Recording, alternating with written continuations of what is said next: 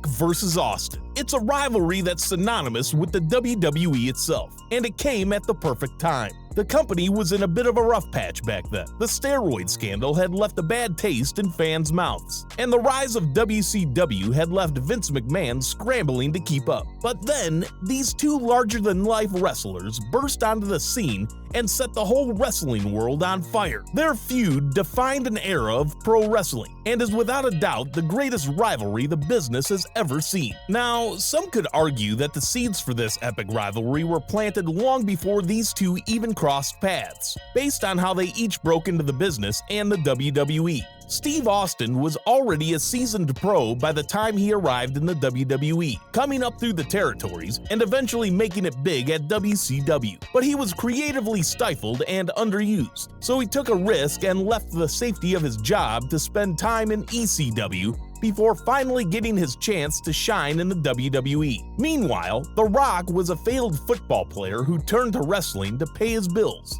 He used his father's influence in the business to get a tryout with the WWE and was quickly signed as a hot prospect. The earliest version of The Rock, known as Rocky Maivia, didn't exactly scream megastar in 1996, but The Rock knew he had what it took to be a superstar and was determined to make it happen. Now, by late 97, Steve Austin had managed to escape the clutches of the $1 Million Corporation and was making waves with his brand new persona, Stone Cold. His breakout moment came after his King of the Ring victory in 96, and the following Austin 316 promo catapulted him to a whole other level of stardom. The first thing I want to be done is to get that piece of crap out of my ring. On the other side of the spectrum, Rock had taken a different route to the top. His early attempts to win over fans with his wholesome Rocky Maivia persona fell flat, but he found new life as a member of the villainous Nation of Domination stable. Rock and Austin's paths collided when they both set their sights on the Intercontinental Championship.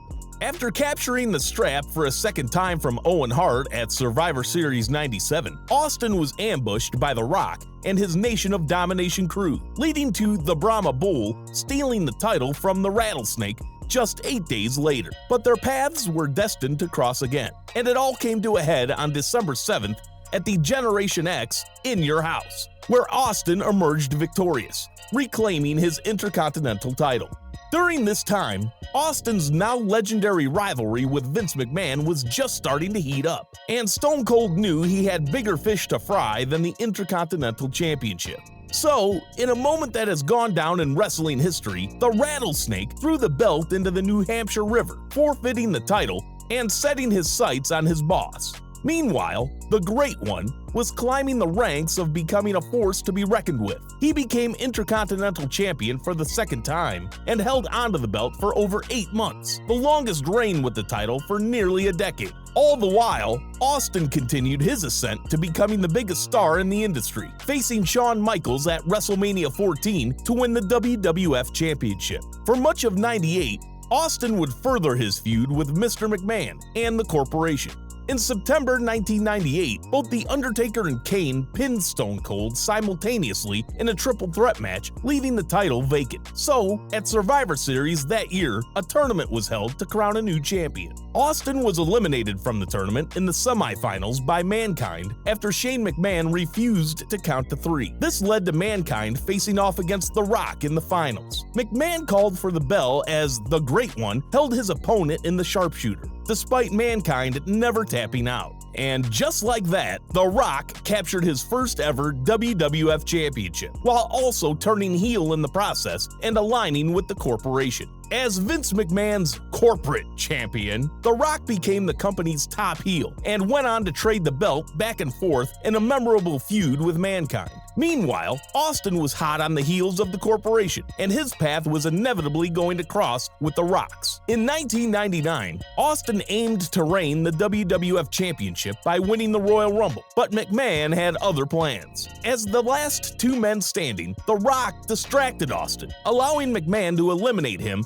and steal the victory. Putting the opportunity for a WWF Championship match at WrestleMania on the line, Austin and McMahon faced off in a steel cage match, but interference from a debuting Big Show led to Austin's victory. The Rock and Austin met in the main event of WrestleMania 15 after a hard-hitting bout with tons of heat and interference. Stone Cold finally dethroned The Rock with a little help from Mankind to win his third WWF Championship. The Rock failed to reclaim the title at the following month's Backlash event. This would be the last time the two men would cross paths for nearly 2 years. Then came the 2001 Royal Rumble, once again merging their paths. Stone Cold won the Royal Rumble and guaranteed him a shot at then WWF champion Kurt Angle. However, in February at No Way Out, The Rock defeated the Olympic hero to win the belt for a record 6th time, setting up a WrestleMania rematch with the Rattlesnake. To add an extra dimension to the rivalry, McMahon appointed Deborah, Austin's wife, as The Rock's manager in the lead-up to the showcase of the Immortals. On the March 12th episode of Raw, Deborah entered the ring to tend to The Rock,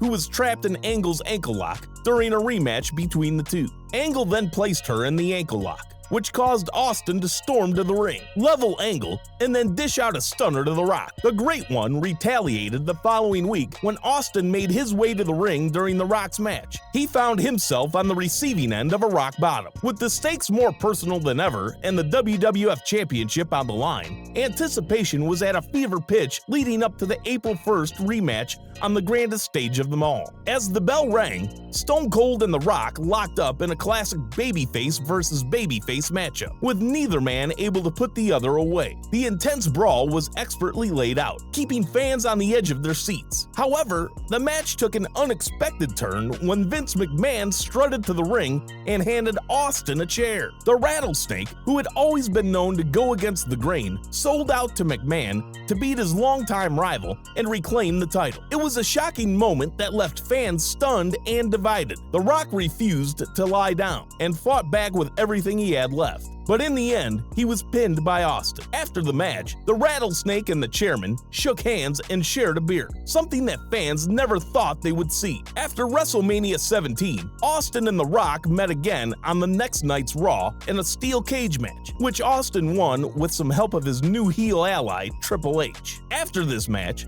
the two rivals then went their separate ways, with The Rock taking a break from wrestling to pursue a career in Hollywood. Meanwhile, Austin went through a turbulent period that included a heel turn and joining the ill-fated WCW invasion before eventually storming out of the company in 2002 after a disagreement with McMahon. However, both legends would return to the WWE in February 2003. The Rock is now an entitled movie star who claimed he had only come back to beat Stone Cold at WrestleMania.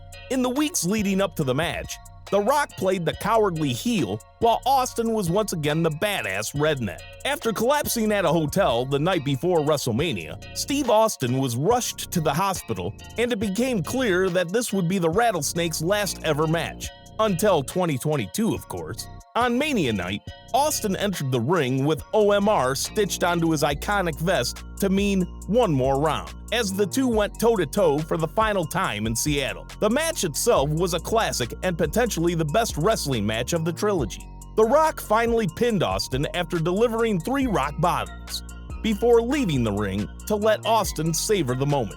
And just like that, along with the era of wrestling that it helped usher in.